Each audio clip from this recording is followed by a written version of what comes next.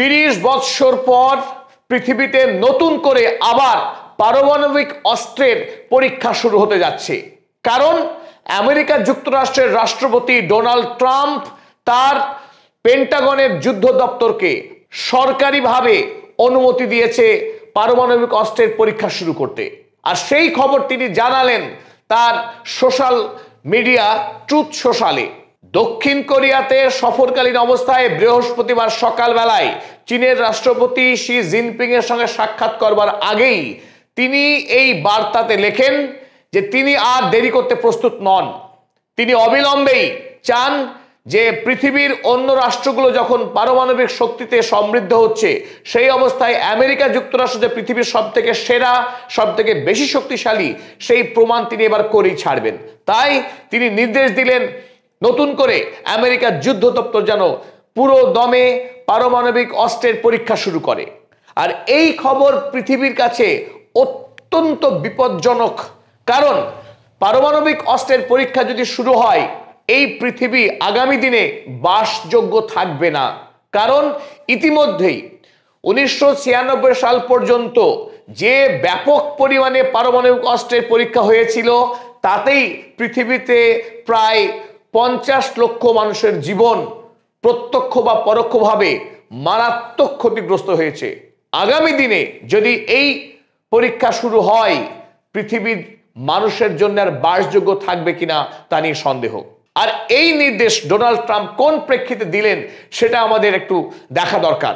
গত 21শে October Vladimir Putin তিনি সামরিক পোশাকে সজ্জিত হয়ে তার যুদ্ধ দপ্তরে গিয়ে ঘোষণা করেছিলেন যে রাশিয়া তার বুরেভেস্টনিক যে মিসাইল, সেই মিসাইলের সফল পরীক্ষা সম্পন্ন হয়েছে।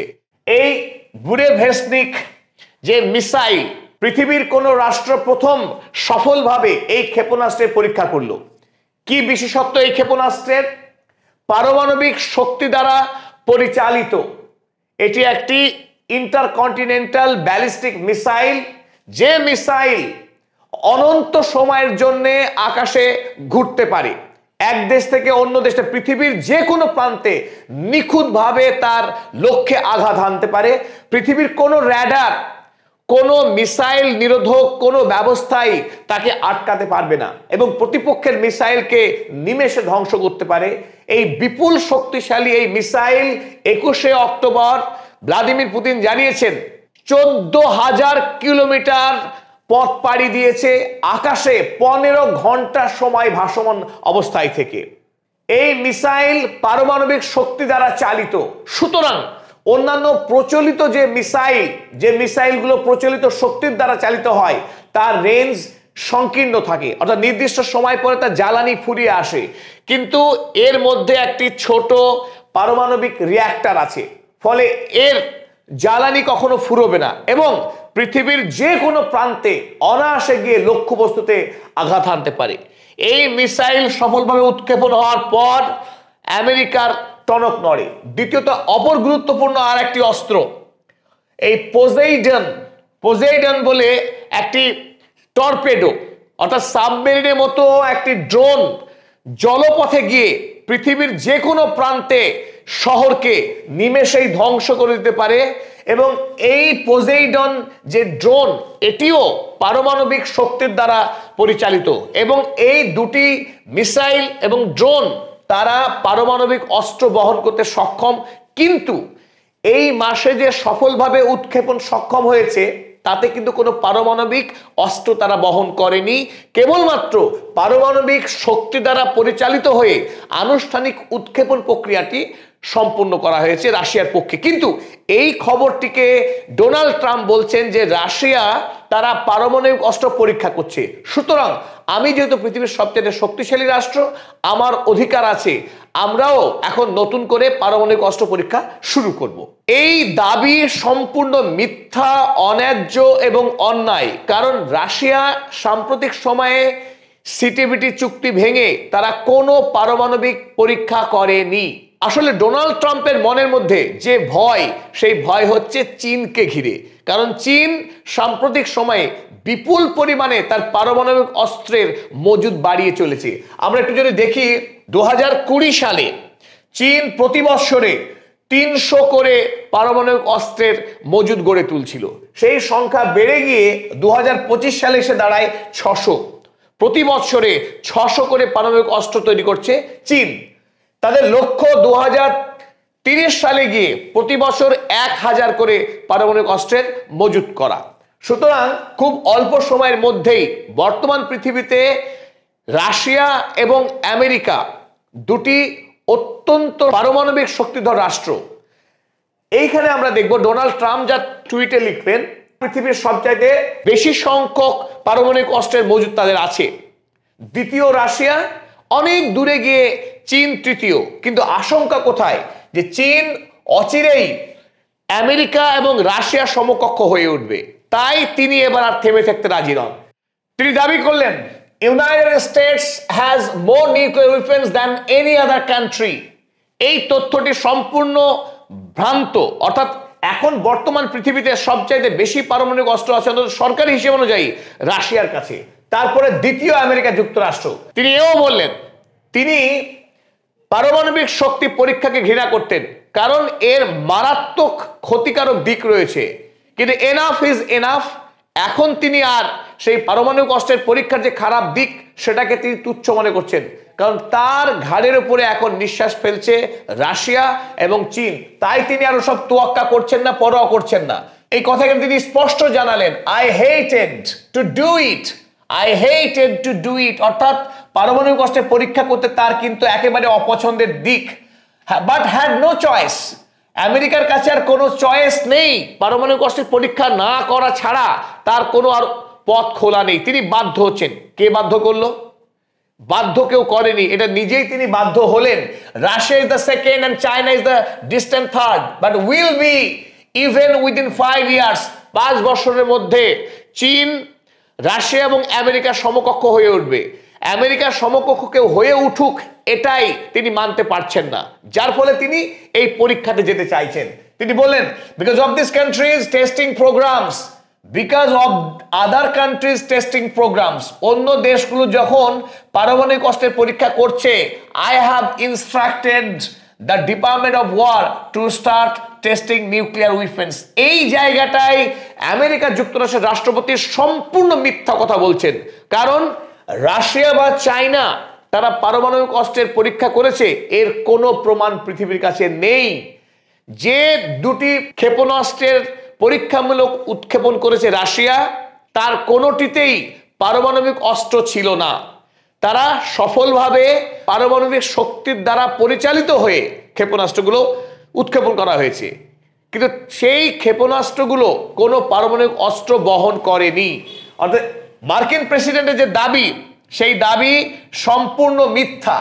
এই মিথ্যা বিষয়ের উপর দাঁড়িয়েই আমেরিকা যুক্তরাষ্ট্র তারা এবার পারমাণবিক অস্ত্রের পরীক্ষা শুরু করতে যাচ্ছে।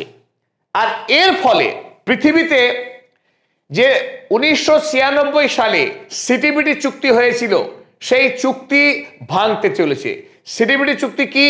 Comprehensive nuclear test ban treaty. অর্থাৎ পৃথিবীতে কোনো রাষ্ট্র সামরিক বা বেসামরিক কোনো কারণে পারমাণবিক অস্ত্রের কোনো পরীক্ষা করতে পারবে না। পারমাণবিক অস্ত্রের পরীক্ষা করলে পৃথিবীর মানুষ, জীবজন্তু, প্রকৃতির জন্য তা অত্যন্ত বিপজ্জনক হতে পারে। কারণ আমরা দেখেছি দ্বিতীয় বিশ্বযুদ্ধে জাপানের হিরোশিমা এবং নাগাসাকিতে প্রথমবার 1945 সালে আমেরিকা পারমাণবিক বোমা নিক্ষেপ করে। ফলে জাপানের এই দুটি শহর নিশ্চিহ্ন হয়ে যায়। পৃথিবী আতঙ্কিত হয়ে দেখে যে কি মর্মান্তিক পরিণতি হতে পারে এই পারমাণবিক অস্ত্রের ব্যবহারে। কিন্তু সেখানেই কিন্তু পৃথিবী থেমে যায়নি। তারপর 45 সাল থেকে 96 সাল পর্যন্ত পৃথিবীর একাধিক রাষ্ট্র যাদের পারমাণবিক শক্তি আছে, সেই পারমাণবিক শক্তির রাষ্ট্রগুলো একের পর এক পরীক্ষা চালিয়ে গেছে। ফলে পৃথিবীর পরিবেশ বিষ বাষ্পে ভর্তি হয়েছে। আমরা দেখব যে 1945 সাল পর দেখুন যে ইউএসএ 1054টি পারমাণবিক অস্ত্রের বিস্ফোরণ করেছে পরীক্ষামূলকভাবে। অন্যদিকে ইউএসএসআর তারা 715টি পারমাণবিক অস্ত্রের তারা পরীক্ষামূলক বিস্ফোরণ ঘটিয়েছে। ফ্রান্স তারা 210টি, ইউকে অর্থাৎ ইংল্যান্ড তারা 45টি পারমাণবিক অস্ত্রের পরীক্ষা করেছিল, চায়না 45টি, ইন্ডিয়া 76 সালে প্রথমবারের জন্য পারমাণবিক পরীক্ষা করে।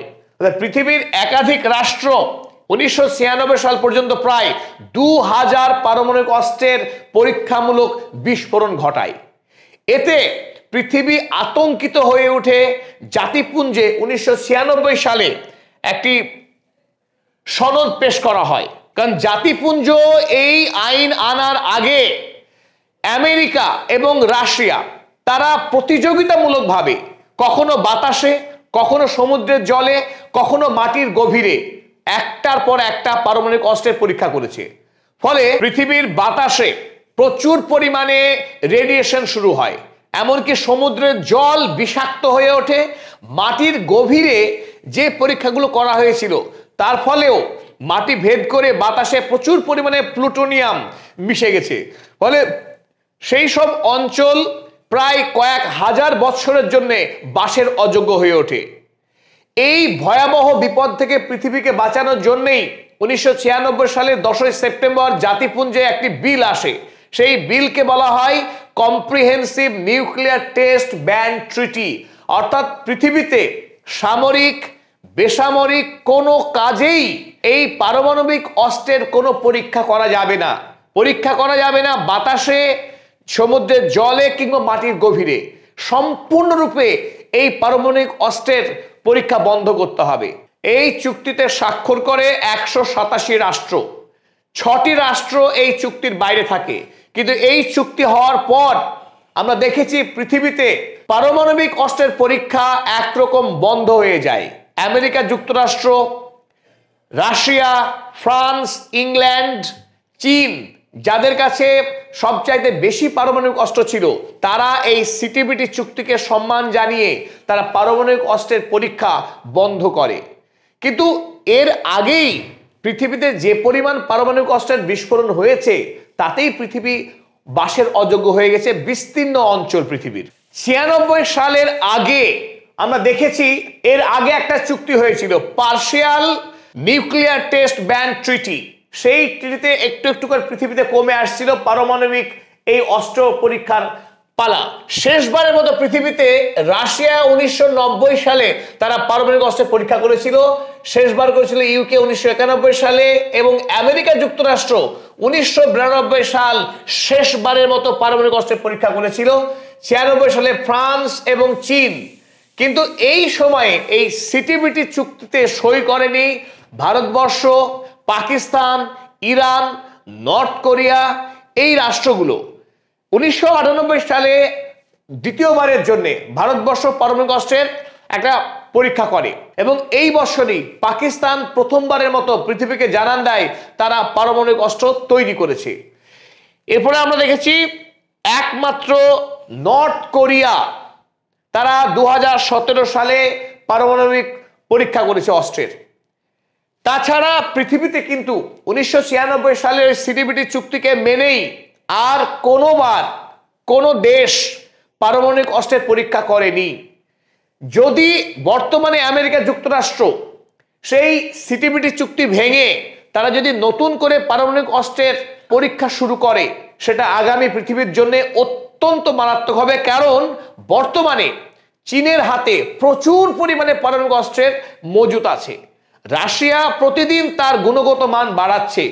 এই দেশগুলো যদি নতুন করে এই নেশায় উন্মত্ত হয় পারমাণবিক অস্ত্রের পরীক্ষায়, তাহলে পৃথিবীর জন্য কিন্তু সেটা অত্যন্ত বিপজ্জনক হবে। আমরা কি কি দেখতে পারি এখানে একটু আমরা দেখব যে এই সিটিবিটি যদি ভেঙে যায় তাহলে পৃথিবী জুড়ে যে এখন non proliferation of nuclear weapons, সারা পৃথিবীর কোনো রাষ্ট্র পারমাণবিক শক্তি যাতে তৈরি করতে না পারে, পারমাণবিক অস্ত্র যাতে তৈরি করতে না পারে, সেটাকে দেখভাল করার একটা মেকানিজম আছে। সেই মেকানিজম সম্পূর্ণরূপে ভেঙে পড়বে এবং একটি রাষ্ট্র অন্য রাষ্ট্রকে টেক্কা দিতে গিয়ে সে আরো বেশি শক্তিশালী পারমাণবিক অস্ত্রের বিস্ফোরণ ঘটাবে। এই পরস্পরের পাল্লা দিয়াদি করতে লাগলে পৃথিবীর পক্ষে সেটা আমাদের কিন্তু বিপজ্জনক হতে পারে। এই একটি বিষয় এখানে লক্ষণীয়, চায়না 1996 সাল পর্যন্ত তারা মাত্র 45টি পারমাণবিক অস্ত্রের পরীক্ষা করেছিল, যেখানে আমেরিকা যুক্তরাষ্ট্র হচ্ছে 1054 এবং রাশিয়া হচ্ছে 715।